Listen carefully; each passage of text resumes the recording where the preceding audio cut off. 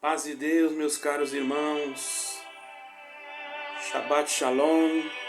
Nesse momento eu quero gravar um vídeo, irmãos, a respeito de um inscrito que pediu para que eu gravasse. Eu ontem fiz alguma explicação a respeito do pós-tribulacionismo. E hoje vou então fazer o que o nosso caríssimo irmão me solicitou. Tem duas coisas que me pediram. Hoje eu vou fazer uma e depois outra, talvez outro dia ou amanhã. Porque à noite teremos a nossa reunião, no início às 8 horas de Portugal e às 4 horas do Brasil. E cada um no seu devido país pode, se quiser participar, só fazer o controle. Daqui para o Brasil são 4 horas de diferença, ou melhor, 4 horas a mais, ok? De Portugal. Quando no Brasil é 4 horas, aqui é 8 horas da noite, tá? Então é 8 horas de Portugal e 4 horas do Brasil. Então nós vamos fazer um estudo a respeito dos 144 mil, irmãos. Eu vou ler o capítulo do primeiro versículo, capítulo 14 de Apocalipse, até o 5º versículo. E olhei, e eis que estava o Cordeiro sobre o monte de Sião, e com ele 144 mil. Em suas testas tinham escrito o nome dele e o de seu pai. Eu ouvi uma voz do céu, como a voz de muitas águas, e como a voz de uma grande trovão. Eu ouvi uma voz de arpistas que tocavam com as suas harpas, e cantavam um cântico novo diante do trono e diante dos 4 animais e dos anciãos. E ninguém podia aprender aquele cântico, senão os 144 mil que foram comprados da terra. Esses são os que não se contaminaram com mulheres, porque são virgens. Esses são os que seguem o Cordeiro para onde quer que ele vai. Esses são os que dentre os homens foram comprados como primícias para Deus e para o Cordeiro. Na sua boca não se achou engano, porque são irrepreensíveis diante do trono de Deus. Somente até aqui. Meus caríssimos irmãos, de acordo com o texto de Apocalipse que acabamos de ler, irmãos, aqui João faz uma referência ao Senhor Jesus Cristo. Para quem é messiânico, costuma usar o nome em hebraico Yeshua HaMashiach, que também quer dizer Jesus o Messias. Nós entendemos que aqui João falava a respeito do Senhor Jesus Cristo, do nosso Mestre, sobre o Monte de Sião. Então essa passagem central, irmãos, primeiramente deixando claro que você não é obrigado a concordar comigo. Todavia, deixe os seus comentários com respeito, ok? A passagem central que fala sobre eles se encontra em Apocalipse, como acabamos de ler, no capítulo 14, certo, irmãos? Também em Apocalipse 7, versículo 4 e 8, e Apocalipse 14, o que nós lemos foi Apocalipse 14, capítulo 1, ou melhor, capítulo 1, desculpe, irmãos, capítulo 14, versículo 1 ao 5. Estes estão descritos como 144 mil selados de todas as tribos de Israel, sendo 12 mil de cada tribo, pelo texto que nós estamos vendo aqui nas Sagradas Escrituras.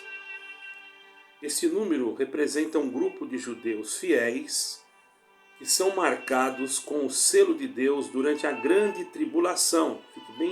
Preste bem atenção nesse detalhe. Durante a grande tribulação, ok? Esses são 144 mil considerados virgens, mas aí há um sentido espiritual, certo, irmãos? No sentido espiritual, o que indica a pureza de sua fé e compromisso exclusivo com Deus. Estão no Monte de Sião, com o Cordeiro, Apocalipse 14, versículo 1, como nós lemos, que simboliza uma relação íntima com Cristo em seu governo messiânico, ok?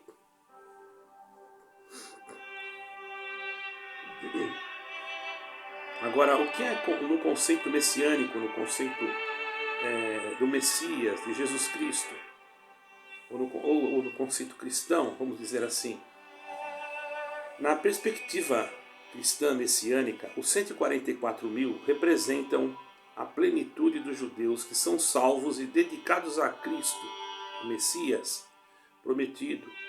O Monte de Sião é um símbolo profético do reinado messiânico que o Senhor vai ter com os seus servos e servas, certo, irmão? Associando-se com a restauração de Israel sobre o governo de Cristo. A presença dos 144 mil com o Cordeiro no Monte de Sião, ela pode ser, irmãos, entendida como a realização, ok? Das promessas de Deus para Israel. Ele já se compromete, ou melhor, há uma realização de uma promessa, onde Cristo será o centro do reinado, e esta é uma mensagem clara da vinda do reino de Deus e a reintegração completa de Israel sobre o governo messiânico. Ok, irmãos? Isso não quer dizer desse Messias que Israel está esperando agora. Está falando aqui já da segunda vinda do Senhor Jesus Cristo. Nós cremos que ele já morreu, ressuscitou, já entrou no reino do Pai eterno, no reino dos céus, o reino da glória eterna, né? Mas ele vai voltar para estabelecer um reino, para cumprir a sua promessa no sentido de estabelecer aqui na terra o milênio. Os irmãos estão entendendo? O motivo dos 144 mil são representados aqueles que seguem o Cordeiro por onde quer que ele vá. Apocalipse 14, versículo 4. Eles são um grupo separado, consagrado. É um grupo separado e consagrado, certo? Servindo como testemunha fiel de que Deus, durante a tribulação, e sua existência parece ter 3 razões. Então vou colocar aqui a primeira razão. Vocês podem examinar e ter as suas próprias conclusões. Ok, irmãos? Primeira razão, testemunho para Israel e o mundo. Eles são uma remanescente, escolhidos para proclamar a mensagem do Evangelho durante o período tribulacional. Seu testemunho aponta para o cumprimento das promessas de Deus a Israel e a sua intenção de salvar os judeus. Muitos acham que não, mas eu vou provar isso, tá, irmãos? A salvação de Israel, como Paulo afirma em Romanos, se você pode pegar a sua Bíblia, em Romanos capítulo 11, versículo 25 a 26. Há uma promessa de que todo Israel será salvo. Os 144 mil representam o remanescente fiel de Israel. Será redimido nos últimos tempos, cumprindo essa promessa de restauração espiritual e messiânica. Certo, irmãos? O plano de salvação para os gentios também está incluído nisso. A missão dos 144 mil também tem repercussões globais. Eles fazem parte, irmãos, do testemunho final que trará a muitos a fé, observando aqui dentro das Escrituras, né? Que trará a muitos a fé. Tanto judeus como gentios durante o período de tribulação. Apocalipse 7, versículo 9. Menciona-se uma grande multidão depois, ou melhor, em Apocalipse 7, versículo 9, nós vamos ver. Depois nós vamos ver assim, menciona-se uma grande multidão de todas as nações, tribos, povos e línguas, que estará diante do trono de Deus. O que implica, presta bem atenção, tem que fazer uma exegese, examinar o texto. O que vai implicar isso aqui? Implica que o testemunho e a obra dos 144 mil não estão limitados a Israel mas tem um impacto global. Alguém diz assim, não, os israelitas vai ser salvo é só 144 mil. Não está escrito isso. Eles vão ser testemunhas, eles são escolhidos para fazer uma missão. 144 mil não tem nada a ver. Eles são escolhidos por Deus, já estão escolhidos, e eles vão ser para uma missão nos últimos tempos, ok? Porque a obra dos 144 mil não estão limitados apenas a Israel. Não é só 144 mil de Israel que vai ser salvo, como muitos pensam. Porque se não fosse assim, irmão, nós não teríamos lá em Apocalipse 7 e 9, aonde que fala de uma grande multidão de todas as nações, tribos e línguas. Uma grande multidão não se limita apenas a 144 mil. Certo, irmãos? Então temos que ter cuidado.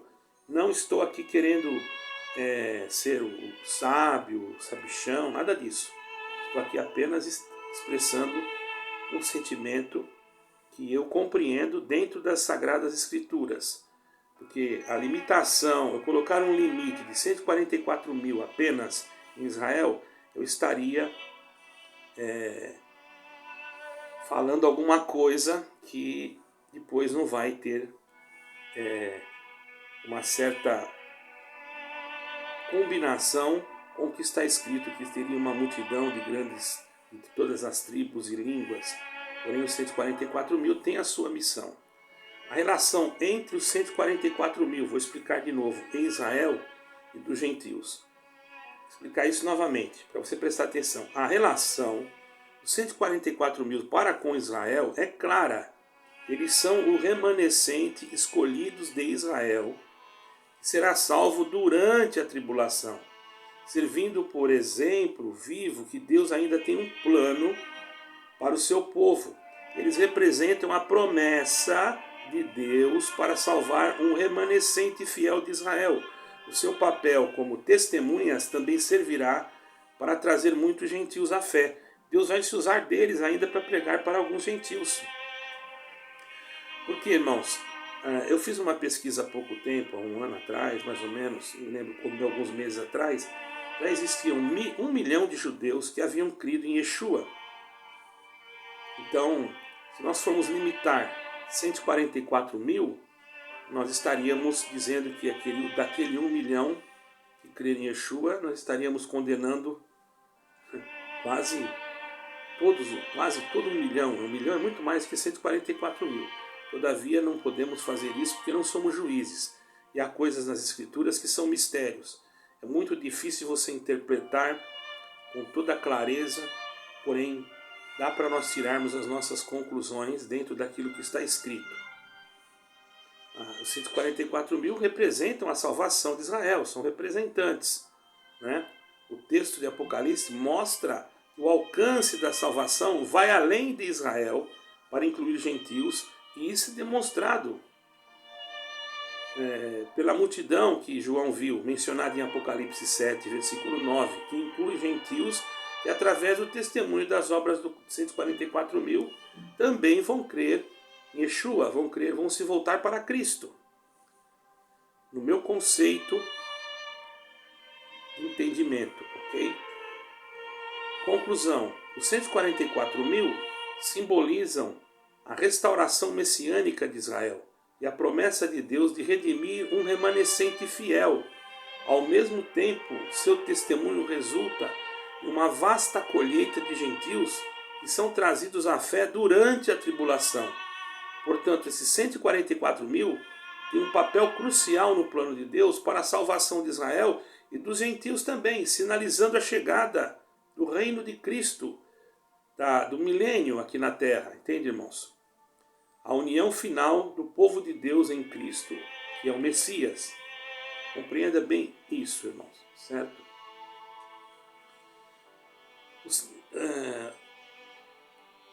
Veja bem, 144 mil não representam o total de israelitas,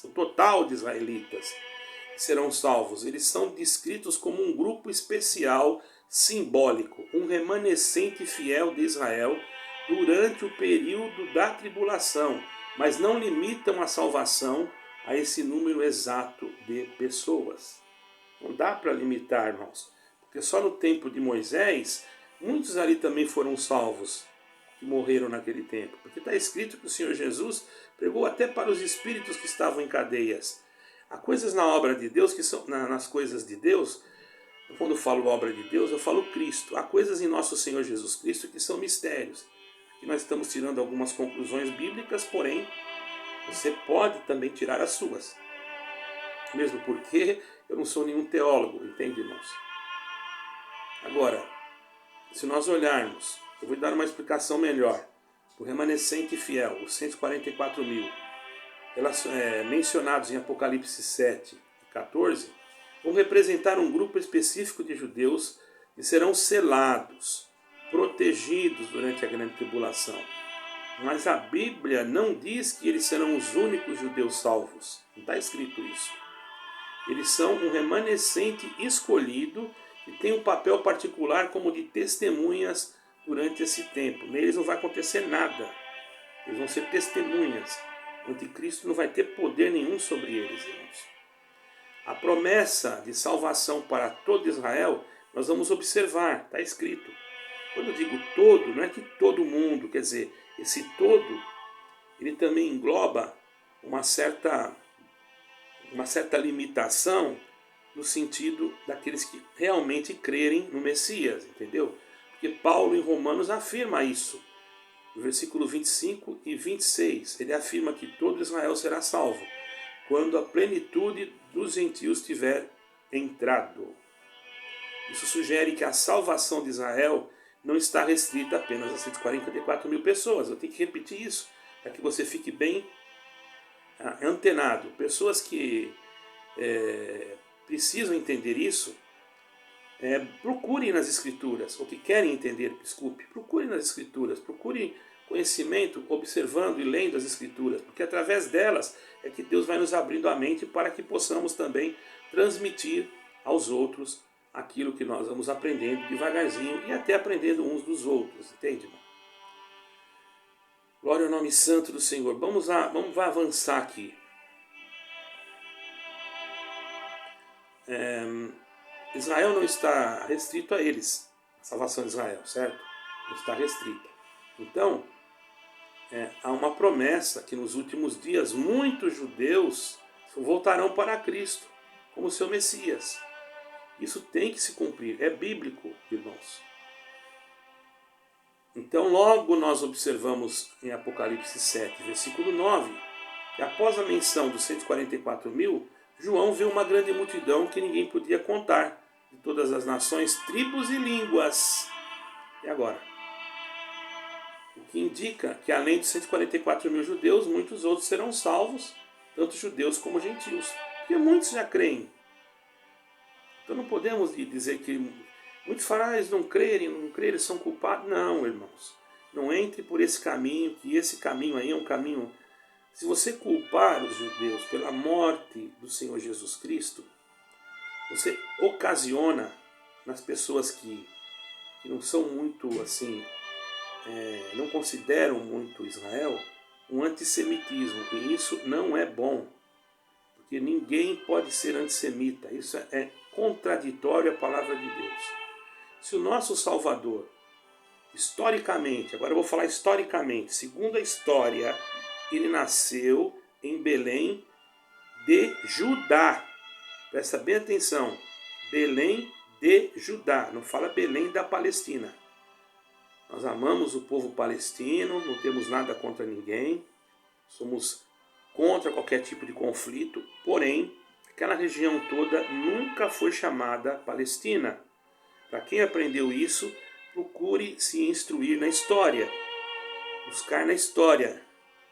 Você vai encontrar que Adriano, que foi um imperador, depois de um conflito com os judeus, estavam revoltados contra Roma, certo, irmãos? E contra esses imperadores que cobravam tributos e etc.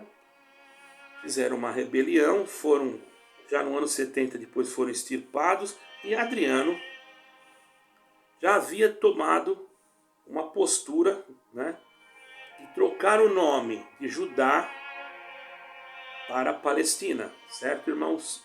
Porque até Gaza, a princípio, era a terra dos filisteus, e foi extirpado essa nação. Depois vieram povos, tomaram ali posse. Eu não vou entrar nesses assuntos históricos. Não estou falando contra o povo palestino, não estou falando contra o povo Israel. Estou falando que nós temos que entender que esse nome Palestina não existia. Ok, irmãos? Isso é um grande engano que já foi criado para causar uma divisão. Isso já vem da parte do anticristo. Porque, queira ou não, você sabe que o anticristo vem, divide para depois conquistar.